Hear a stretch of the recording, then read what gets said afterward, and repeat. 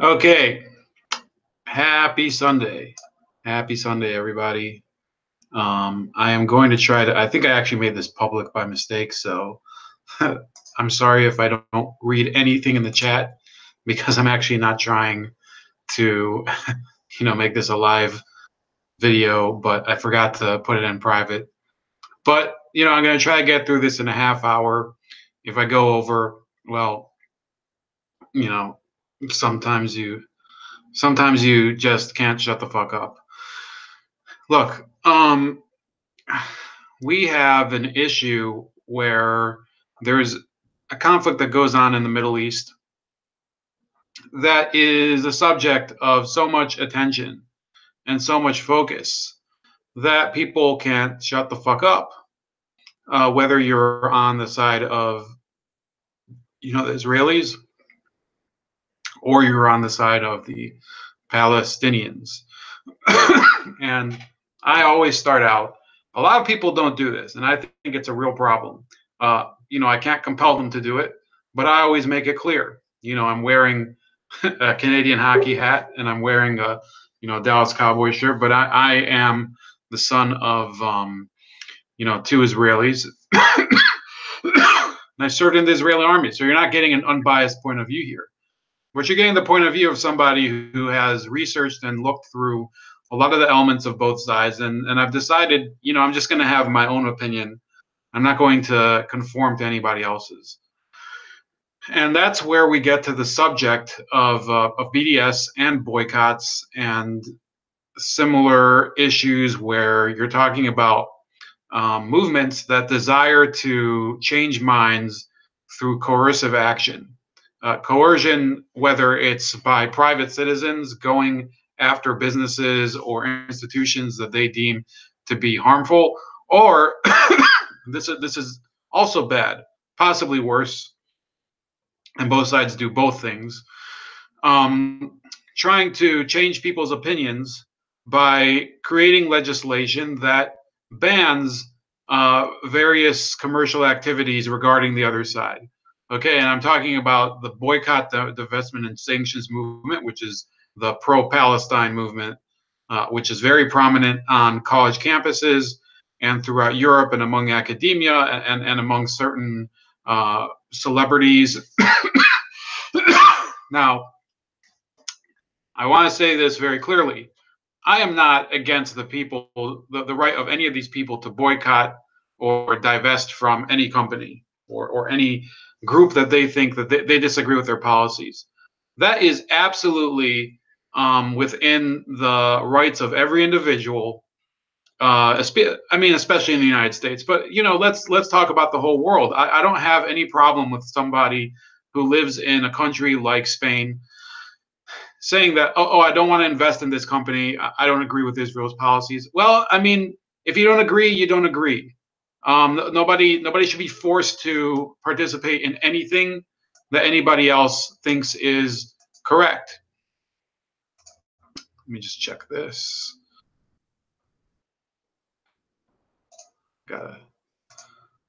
Whoops.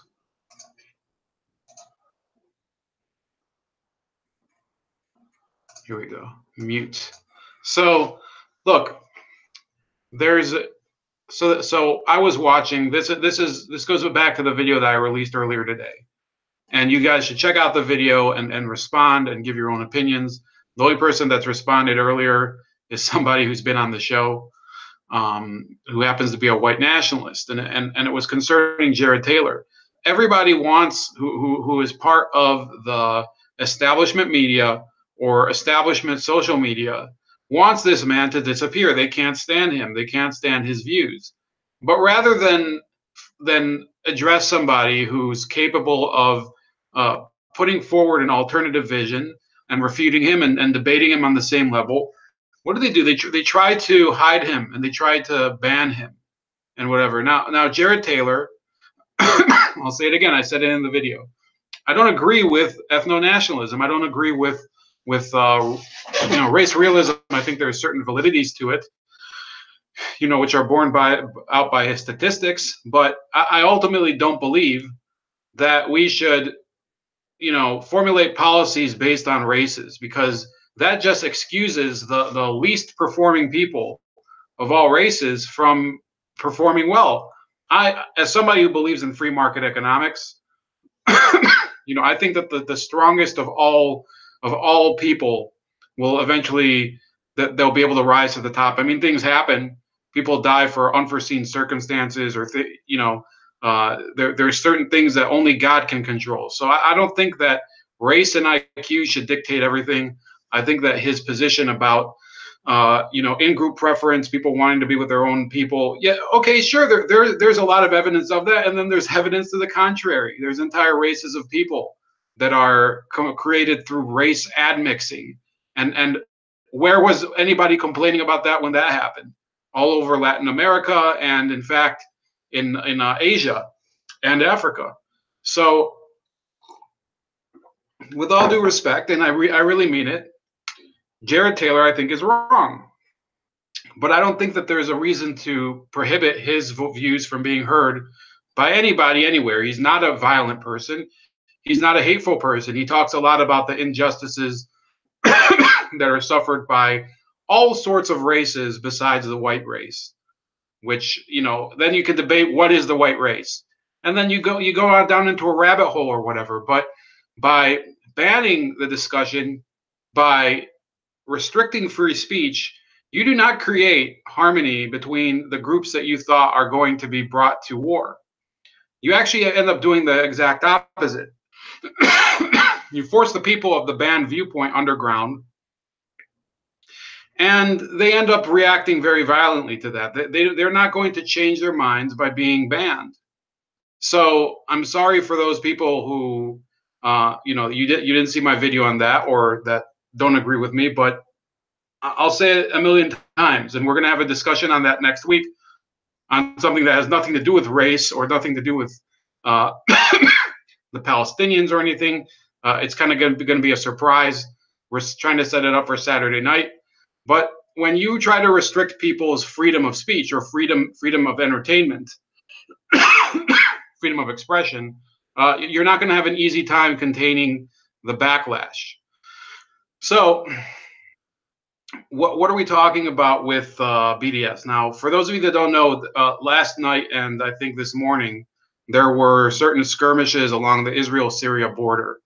And I believe that you're going to see, in the coming few weeks, you're going to see a few more flare-ups. And I don't think it's really going to erupt into a hot war. But I can't prove either way that it's gonna happen. I could be wrong. But these things happen because it's brinksmanship between two countries that have completely opposite agendas. The Syrian government, it has been trying for years to be a power within the broader Middle East too. Some people say the Israelis do that. Well, if you examine Syrian policy, the Syrian policy is also rather aggressive. If you think Israeli policy is aggressive, you should also look at Syrian policy as being aggressive. You should see at their actions in Lebanon since the mid-70s. They basically believe that they have hegemony over Lebanon. They would like to have hegemony over Jordan, in fact. And there's many people who believe in a greater Syria. People complain about a greater Israel, but there's also people who believe in a greater Syria, and they've been active in a number of conflicts in the Middle East.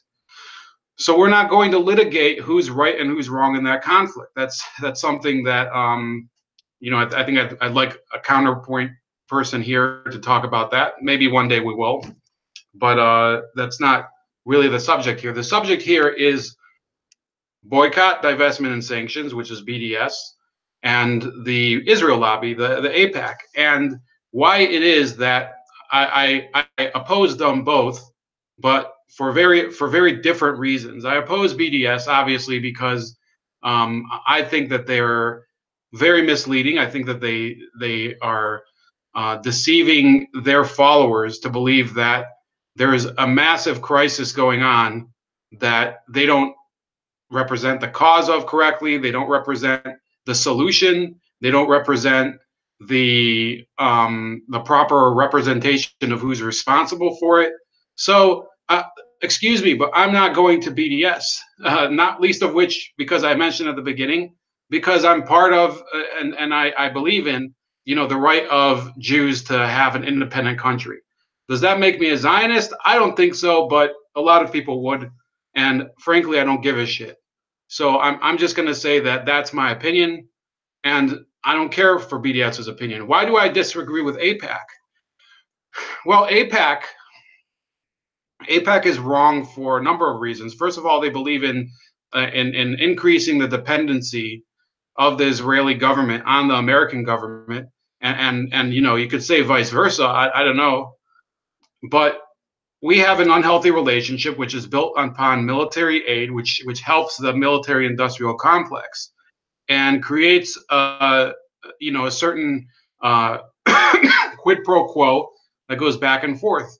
The Israeli military would like more and more military hardware from the American government, and they receive it through the lobbying and through connections with various American politicians of both parties and whatever. And if you think that that's unfair, consider the fact that they don't have an address in the rest of the world so much. They can't go to France like they did before 1967 and request weapons and aid and things like that from the French government. And anybody who has a opposing opinion to me, please leave in the comments after the video. I'm not going to be looking at the chat today. So essentially, I think that it's fair that the Israelis have a country to turn to buy arms from, but I don't think it's fair that we have this relationship where they're given these loan guarantees where they're loaned weapons and then they have to pay them back or whatever. And it's basically a way of funneling money to the American arms contractors, Lockheed and Boeing. You have Northrop Grumman and whatever. Those states and I mean those corporations, I think, can fend for themselves. I don't think we need this special relationship in order for them to be able to succeed. And I'm perfectly fine now that people have started to notice that it's also Saudi Arabia that gets that type of relationship. I think that's also wrong. I don't think we should be involved with any country in the Middle East that way. And that's where I severely disagree with AIPAC. But there's another aspect where I disagree with them, where they try to encourage some of these laws, where they reject, that they oppose the ability of certain bodies, especially bodies that do business with state and federal government entities, from participating in BDS. And my problem with that is it's not the business of the United States government to determine whether businesses that do business with them have other views that could possibly be objectionable. If a country, if for example they were doing business with a government that the U.S. government opposes, let's say they were doing business with North Korea, then I think it would be perfectly fine for the U.S. government to say, well, we're not going to do business with businesses that do business with North Korea. But to say, well, we're not going to do business with a business that does not do business with Israel or with Kuwait or with India or whatever, I think that's a bit of a stretch. That's compelled speech. That is wrong, and I'm not going to. And insofar as I oppose BDS as a movement, and I think that their leaders are basically bigoted people, and often people that are bent on destruction. I think that the way that they do their activities, it still falls within freedom of speech as long as they're not forcing people by the barrel of a gun or by direct harassment to do what they want. I think you have to distinguish between people who are themselves coercive and people who they have views and opinions that are simply objectionable to you. And that's how I see the BDS movement in writ large. Okay, the same way I see the Black Lives Matter movement. I think that the organization itself is despicable. But if somebody wears a Black Lives Matter T-shirt, I saw a guy with a Black Lives Matter T-shirt at the gym, and I have no problem with that. If you want to wear the T-shirt, if you want to talk about their ideas or whatever, okay, you know, it's not. I've read more and more of their material, and they're just getting more and more crazy. and, and their defense is always, well, we only believe in you know, legitimizing the right of Black people to live without police harassment. But when you look into their deeper activities, into their deeper belief systems, no, they want more than that. They want to go and revolutionize society as a whole, and change institutions as a whole, and bring about this sort of racial utopia, and intersectional utopia and things like that. That's why Black Lives Matter, I think, is a, you know, a movement that I would never support. But that still doesn't give me the right to walk up to somebody at the gym and say, you know, you shouldn't be in this gym. That's a hate group T-shirt. Well, if that's the case, they can look at some piece of clothing I'm wearing and say, well, you shouldn't be able to wear that in the gym. And that's really the problem that I have with this legislation. And by the way, I have it up on this screen here, and I'll show it to you real quick. That law, one of the laws forbidding states from doing business with businesses that object to that are BDS compliant, you could say, that's already been struck down in Kansas court. It says this is on January 31st, and it says a federal judge in Topeka has ruled that Kansas. One second. Kansas cannot tell contractors what they can and cannot boycott. That would seem obvious to anyone familiar with free speech protections under the First Amendment. But last summer, Kansas passed a law requiring all those who contract with the state to certify that they are not boycotting Israel. Why? In his opinion, blocking enforcement of the law while the suit by the American Civil Liberties Union continues. U.S. District Judge Daniel Crabtree wrote that its supporters in the Kansas legislature argued that it was intended to stop people from antagonizing Israel. They emphasized the need to oppose boycott, divestment, sanctions campaign, Crabtree wrote, which protests the Israeli government's treatment of Palestinians in the occupied territories. In other words, the law is supposed to limit political speech. A similar bill proposed in Congress, the Israel Anti-Boycott Act, would criminalize such speech outright. And I've heard about that law, and I also disagree with that one. Have we forgotten that the American Revolution grew out of a boycott of British goods? So did the civil rights protections won through the Montgomery bus boycott. In 1982, the Supreme Court upheld boycotts as constitutionally protected political speech. In NAACP versus Claiborne Hardware Company, the High Court looked at the boycott of white-owned businesses in Port Gibson, Mississippi, and found that speech, assembly, and petition to change the social order that had consistently treated African Americans as second-class citizens are on the highest rung of the hierarchy of our First Amendment values.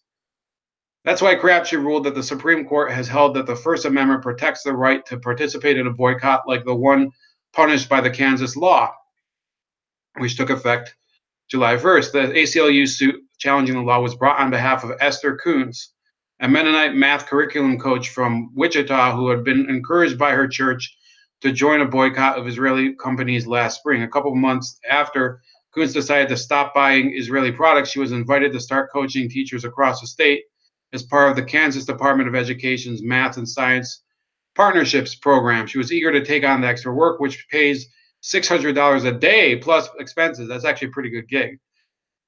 But the program director told her that she first had to sign a certificate that she wasn't boycotting Israel. After a lot of thought, Kuntz decided that she couldn't in good conscience do that. The program director said that in that case, she couldn't have a contract with the state. In its defense, Kansas argued that it would have given Kuntz a waiver on religious grounds had she asked for one, but had she reached the same conclusion on non-religious grounds, she'd still have the same right to express herself politically. Kansas also argued that Israel might refuse to do business with or in the state if it did not punish boycotters, but it presented no evidence of any threat to the Kansas economy. And as a thought exercise, maybe Republican proponents of the law should consider how they'd react if the state barred boycotts of Keurig or Starbucks or Nordstrom or Target or the NFL. No sale right? No. Well, anyway, so they make a few valid points here. And again, I'm somebody, I oppose the BDS movement, and I think here we see an example. There was no added benefit from Kansas banning this woman from participating in that program. And I don't care what the program represents. That's not even the issue, whether I support having a teacher's coaching program or something. It's probably a fucking waste of time, but that's not the point. The point here is, look, there's a woman. She said, "Oh, my church says I shouldn't, I shouldn't do business with the Israelis. I'm not going to." So that's her issue. It has nothing to do with the program, and it doesn't really affect anybody if she doesn't buy such products. How do you know that she was so inclined to buy such products in the first place? It's not very easy.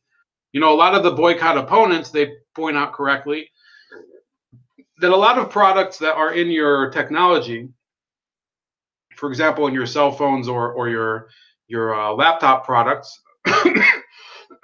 laptops, PCs, printers, they're developed in Israel by such companies as Intel and AMD and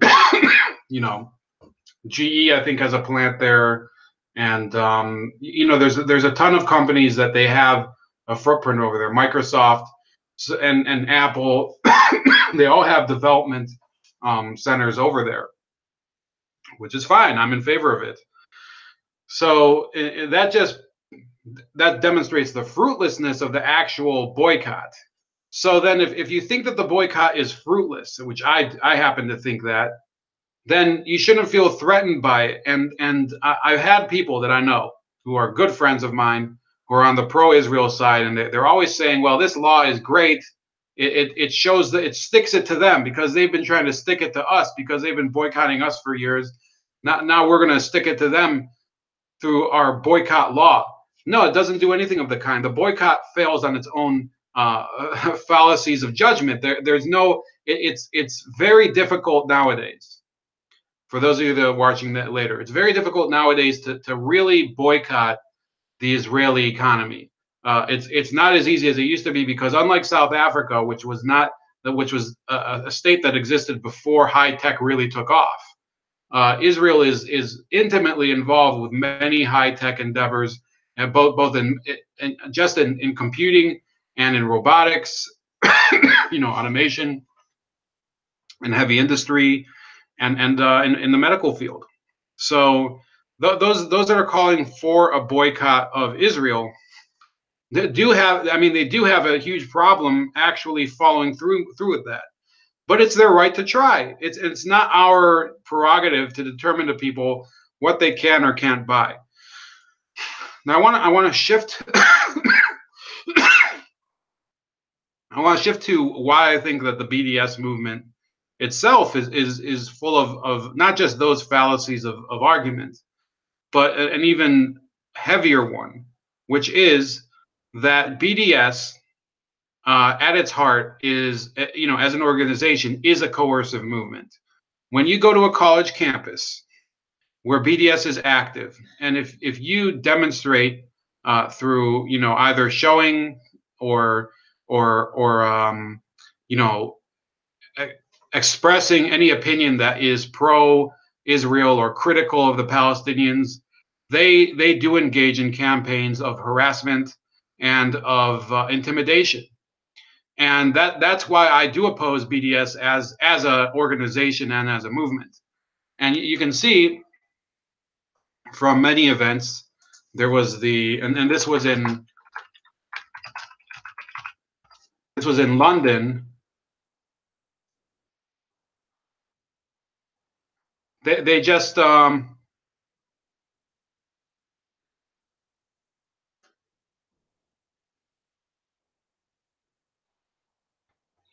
go to an event where Hen Mazig, who is a former IDF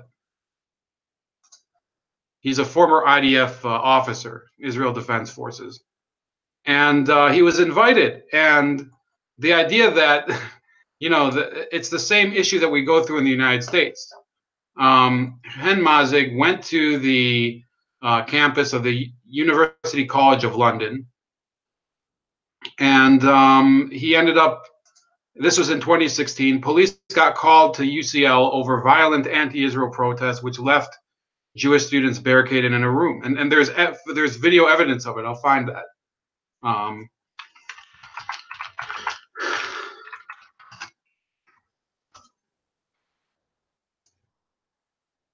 So I'll have to mute this because otherwise I'm just going to be.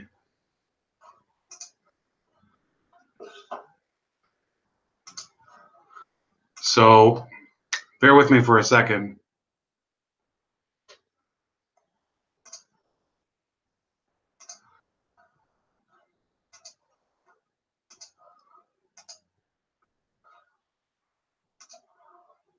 So this is the protest, and you can see these students are pushing into the room, and there's basically, you can see I'm hovering over it. Let me see if you can see the Palestine flag through the window. There's all these students that are barricading them in and yelling at them, and these students, they can't leave the room, and eventually, I don't know if it'll show it till the end. I saw this about 2 years ago when it actually happened. And this is a guy, he's also gay, and I'm not somebody, I don't support gay rights anyway. So it's not like I support everything this guy says, but I support his right to a platform to explain what he wants.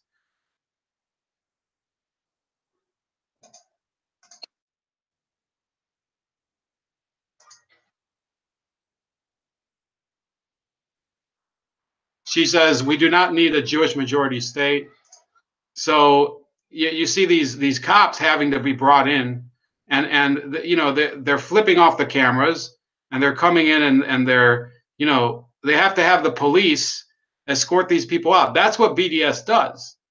That's what BDS does. They just come in and they harass people, and they claim, oh, we're humanitarians. We're the ones who are representing, true human rights advocacy or whatever. No, nobody's human rights were served by engaging in this protest. It was quite the contrary. What you see here is, the same type of compelled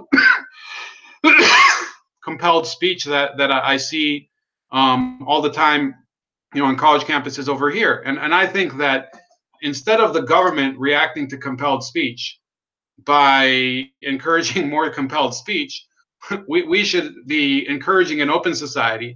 If there was an open society where people are able to express themselves without fear of retribution and without fear of being shouted down and basically ostracized, whatever the viewpoint is, no, we wouldn't be seeing the type of actions that BDS is undertaking.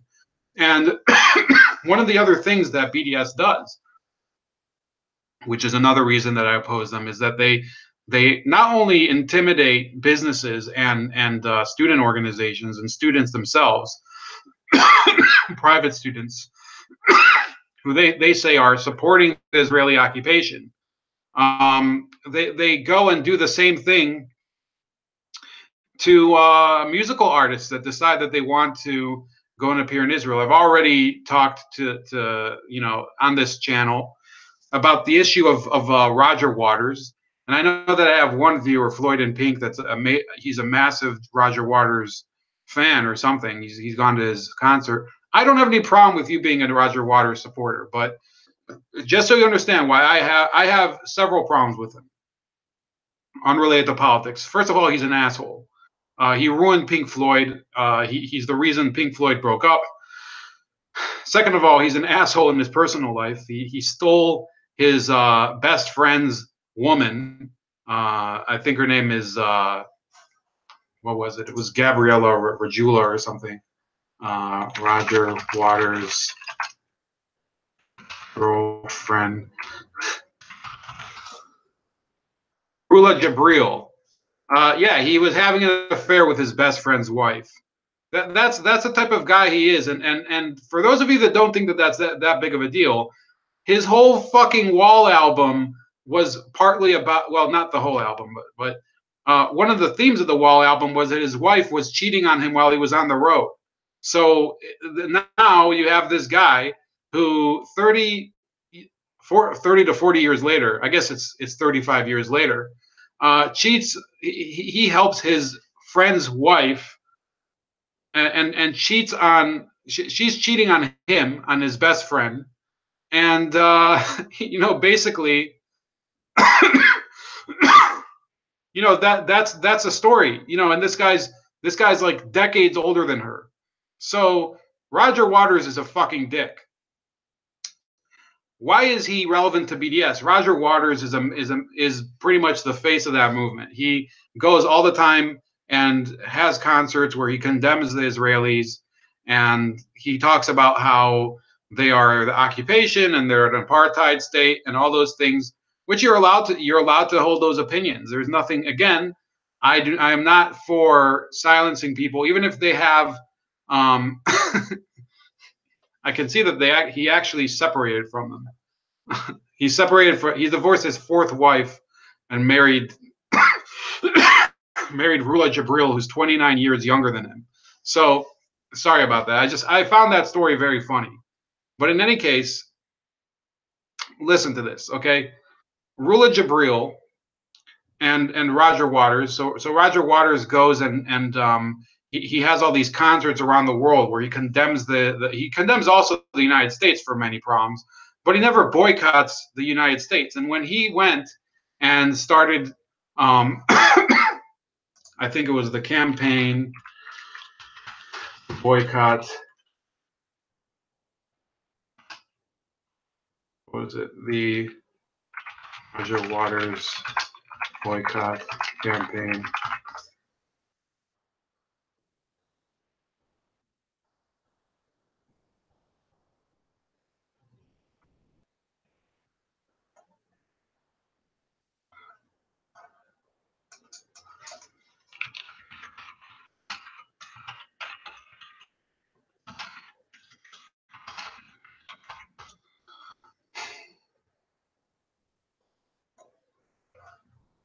Well, I can just find it from the BDS website. I'm here on the BDS website anyway. Let me see. Campaigns. Okay, here we go. Cultural boycott. Because the academic boycott is bullshit anyway. A lot of these people are fucking lefties anyway. Why should they want these people coming in?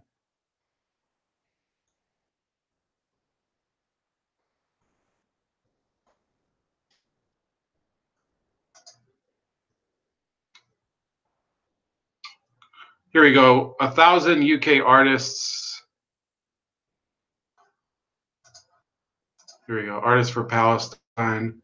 So, they have this movement which has like a list of people, and you have the fuck. Lucille Howe, Brian Eno. Brian Eno was huge in the 80s.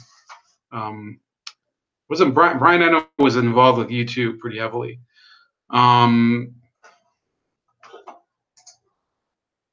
Let's share this screen very briefly.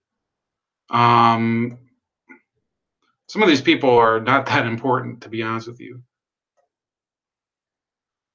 Damn, there's a lot of people who really don't have very important careers. But in any case, look, the point of this is to talk about what they do. Okay, it's fine for these people to say they don't want to appear in Israel. They don't want to participate in anything that's going on in Israel. They don't want to have any commercial ties there. They don't want any bridges made with anybody working there. That, fine. Go ahead, do whatever you want. But what they end up doing is they go to artists that are fine, and they, artists that say, well, we're fine. We want to appear there. For example, the most important example is the two most important examples are John Lydon, formerly of Public Image Limited, and the Sex Pistols, who wanted to appear there. He said, you know what? Go fuck yourselves. I don't care about your boycott. I'll appear anywhere where I can see my fans. And that was his position. He is not a political animal. And then you have another guy. His name is Tom York from Radiohead. This was huge last year. He said, "Well, I have a guitarist in this band Radiohead, Johnny Greenwood, who's married to an Israeli woman. And we know enough from our previous visits there, and we're not there to promote politics of one side or the other. We have good fans there, and we don't get involved in anything related to the conflict there. And we're going to appear there. And Roger Waters, he doesn't. I mean, he can have his opinion. We'll have our opinion. What did Roger Waters do? Well, I'll show you another video.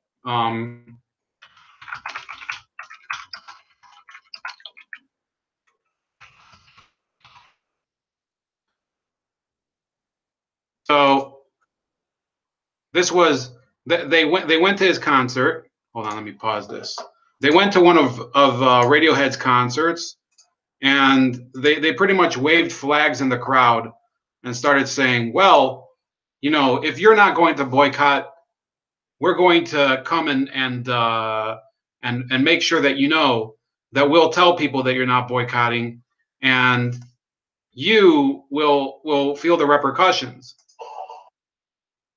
So I don't think you guys can hear this.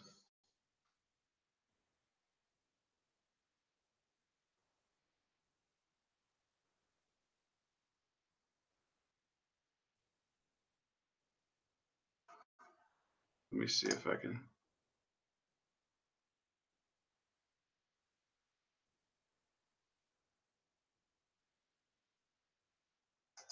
So if you can't hear that, Tom York, who's the lead singer of Radiohead, he was grumbling in the microphone, "Some fucking people," and that person who posted this video is basically in favor of the boycott.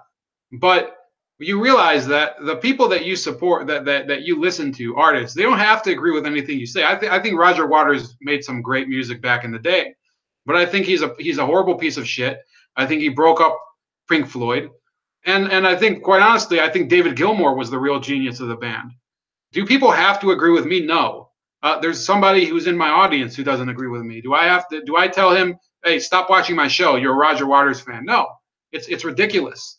And that's the whole point of BDS. BDS is a movement that's based on telling people, you can't like anything that has any association with the people that we're opposed to. Anything. Not the food, not the wine, not the the dogs, if they have dogs there, not the music, not the papers that come out of there, not the medicines that come out of there, nothing, not the shoes, nothing. That's their position.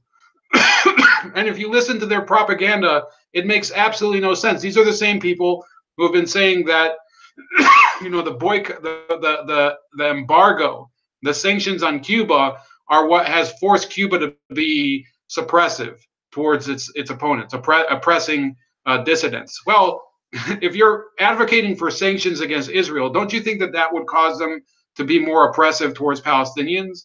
If you think that they're being oppressive now, when they're not under sanctions for most countries in the world, how do you think they will behave if you put them under full sanctions? If there was not this relationship with the United States, even the arms relationship, the Israelis do have a domestic arms industry. They would be capable, if forced to, of producing their own very high level arms. They're known for their small arms more than their sophisticated air systems, but they do have air systems that are very sophisticated. So the BDS movement is one of the most pointless and idiotic movements in the world. It is fronted by people who think that their garlands of flowers and their peace signs will save lives, and they never have. That never happened in any war or conflict where such a group of anti-war people did anything. Those people that stopped the Vietnam War, got the U.S. to pull out of Vietnam. Well, eventually North Vietnam ended up breaking the peace treaty, invading South Vietnam, and enslaving the rest of Vietnam. Okay, so I mean, I guess, are you happy? Because the people of Vietnam did not get the workers' rights that they wanted. Essentially, Vietnam flipped over and became a state that embraced, worldwide neoliberalism, but just with a dictatorial flavor to it. There's a lot of people in the peace movement throughout the world that they think that if they advocate for peace and peace happens, everything will be fine because we extract ourselves from causing any more harm. And that's simply not the case. Once in a while, war has to be fought between, two opposing sides. It doesn't mean we have to seek it all the time, but these people, the BDS people, a lot of the Westerners who get hooked into it, especially Roger Waters, they get caught up in the mystique of the third world struggle and of the rock scene that's surrounding it. It's the same with, Roger Waters and U2. U2 is less on the Palestine issue and more on world peace. Rage Against the Machine, Tom Morello. Everybody, if you're if you're watching this, I wonder how many of you are like Tom Morello and Rage Against the Machine fans. Yeah, they put together good music, but their politics is garbage. they're fucking retarded. They want to promote a political economic system, communism, where their own system of music has never been permitted. Their own style of music, punk, rock, and whatever, or whatever they are. I think they're considered. Well, let's see what they're considered. This isn't that important, but their system of music in communist systems throughout the world. No, they don't believe in rock music and that type of thing. They are all about, yeah, it's called rap metal, alternative metal, whatever. So those movements that are, and these groups that they are all about progressive politics, and we're all about punk rock or whatever. Go to any of these countries that have embraced Marxism on any level, and they basically get cornered and thrown into the taken to the woodshed eventually, or co-opted. There's a fascinating documentary. Maybe one day I'll do a little analysis on it about Dean Reed, who was a American folk musician of the 50s or no, I think it was the 60s and 70s, who ended up moving to the Soviet Union, embraced socialism, and he died mysteriously. At a very young age. Now, was that the responsibility of the Soviet Union? I don't know. I know somebody who says it was, and he's from Soviet Russia.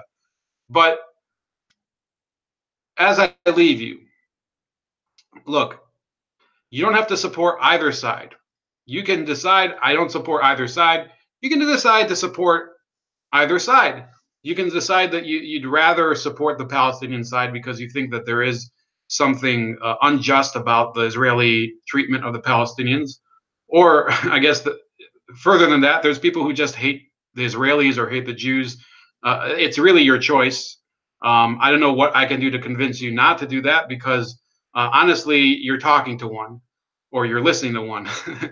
But also, you could choose to support the Israelis. People do it for all sorts of reasons, some of which I don't understand. A lot of these evangelicals, I think they're, their support kind of creeps me out at certain points. But again, you you have the prerogative as a citizen of the United States to support any cause that you want. If you're a citizen, I mean, I know I have some listeners from other parts of the world. I don't know how your freedom of speech laws work. Yeah, you're free to support whoever you want. In my opinion, I don't know how your government treats you, but I would extend the same rights to you that I get.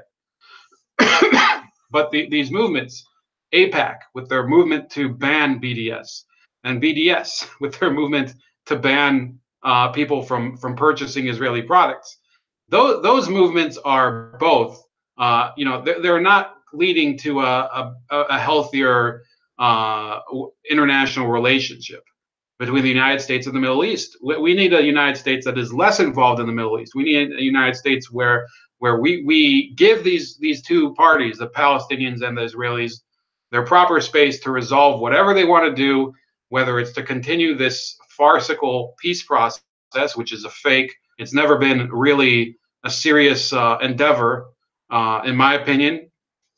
And in the opinion of many people on both sides, it's been completely just a joke.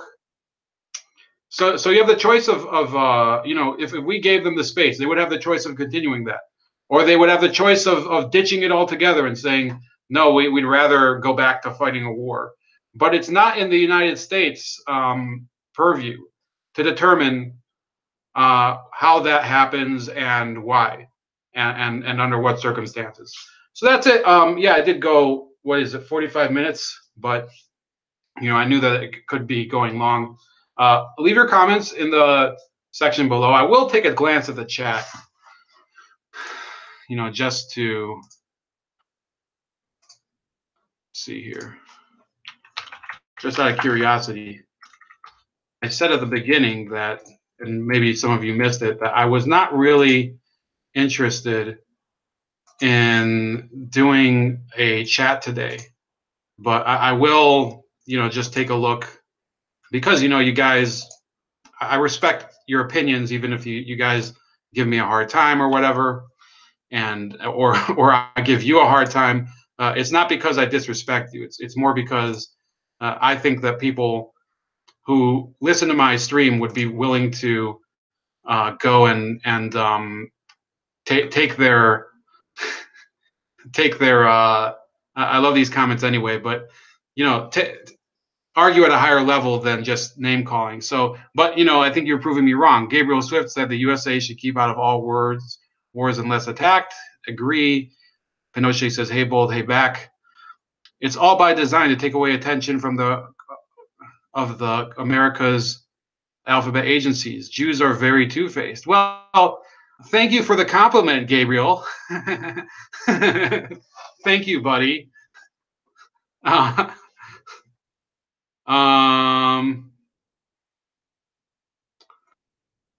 Easy him how he feels about the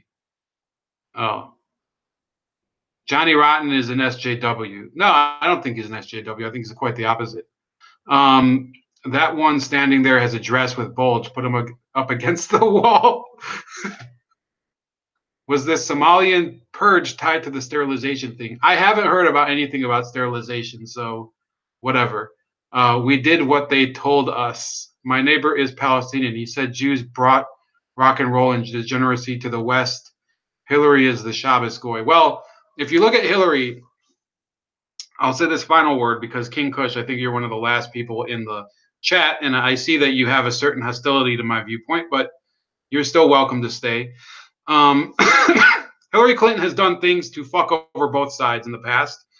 She tried to fuck over the Palestinians by saying during an interview in 2007, I believe, that she would have rigged their election in 2006, unlike President Bush, who didn't rig their election, the election that brought Hamas to power.